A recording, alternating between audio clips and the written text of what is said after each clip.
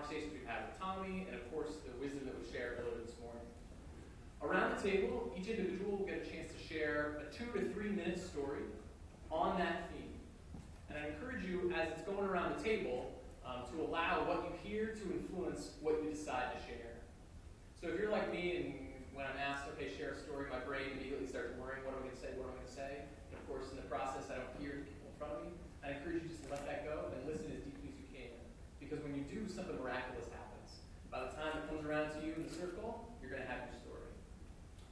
If it gets to you, and that moment doesn't happen, you can always pass, recognizing that the circle can come right back around and catch you when you feel like you do have a story ready to share. Some other notes. The facilitator at each table, to make sure people keep their stories into around 2 or 3 minutes, they're going to be tasked with keeping time, so the tellers don't have to keep time themselves. And I'll talk a little bit about that in a minute as well.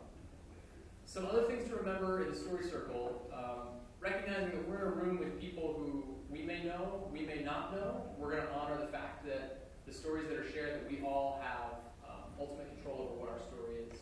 So I'd ask that unless somebody gives you permission to do so, what's said in the story circle stays in the story circle. Make sense? Now, if later on somebody shares something with you that really had a huge impact, I could say, Reggie, do you mind if I share that story? And if Reggie says, yeah, go for it, then I can. If he says, I prefer you not, then I'll honor that. Of course, your own story you can tell whatever you want. Let's see, any other things to talk about in terms of the story circle? That's about it. So the two roles, the facilitator and note taker. The facilitator, as I said, their job is to just keep time for everybody. And what we'd ask them to do is when the teller is reaching about a minute left, 30 seconds left, just to give a little signal, just kind of like a polite, what's up, come to the end of your story, and that'll be that. And people will take that as a sign. If you go a little over, that's fine.